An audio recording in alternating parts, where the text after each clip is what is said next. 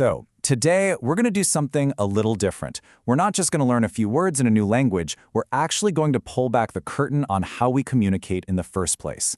We're going to use a simple Arabic lesson as our guide to uncover this universal blueprint for building any story from scratch.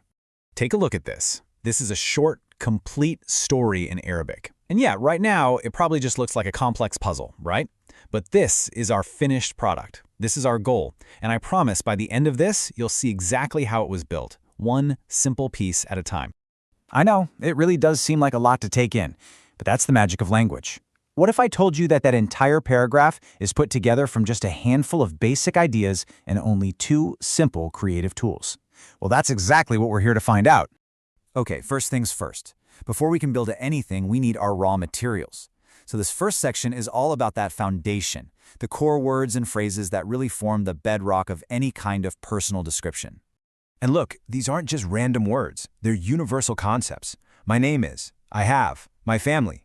I mean, every language has a version of these, right? Think of them as essential Lego blocks. You really can't tell a personal story without saying who you are and what you have. This is our starting toolkit. So we've got our basic blocks. But a story that's just a list of facts is, well, it's pretty boring. So next up, we're going to explore the simple tools that inject some personality, a little splash of color, into our foundation. The first tool is what we call the comparative. It's this beautifully simple device for showing what you think. Just by using a phrase like better than, you're no longer just listing facts, you're sharing an opinion. You're telling us something real about your personality.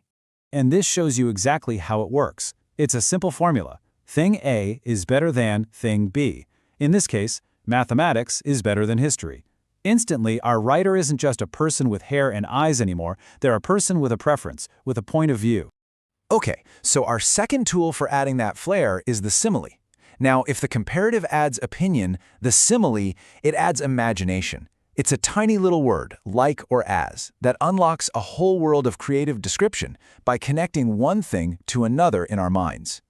And check out how easy it is to use. It's basically a recipe. You take a noun, your cat, you add the magic ingredient, that word like, and then you connect it to another noun for comparison, a tiger. All of a sudden, your pet isn't just fast, it's fast like a tiger. You've literally just painted a picture with words.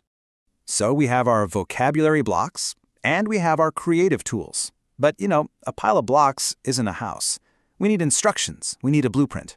And that's what this next section is all about, the structure that tells us where everything is supposed to go. This is it. This right here is the blueprint. Think of it as a fill-in-the-blanks guide.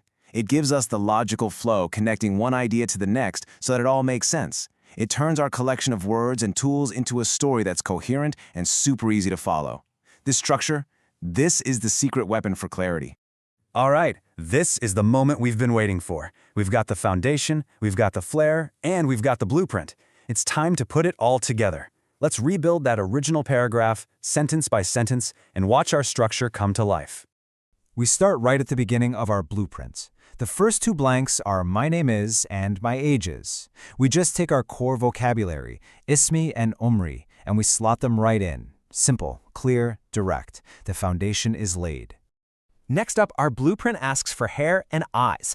I have blank hair and blank eyes. So we grab the right vocabulary blocks, we add our adjectives, black and brown, and we fill in the blanks. See how the structure just flows logically from one detail to the next? Now we get to the family.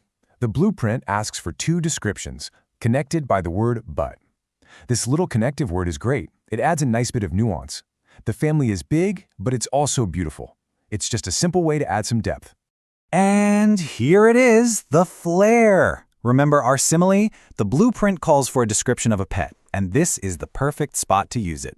I have a small cat. That's our core vocabulary. And it is fast like a tiger, and that is the creative tool we practiced, slotted perfectly into place.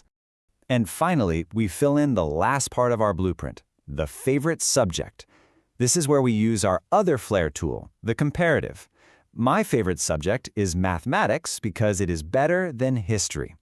This sentence doesn't just state a fact, it delivers that personal opinion we were talking about earlier.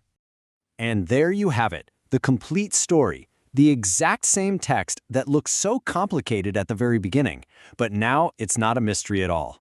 We can see the core vocabulary, we see the connective, we see the simile, and we see the comparative, all assembled perfectly according to a simple, logical blueprint.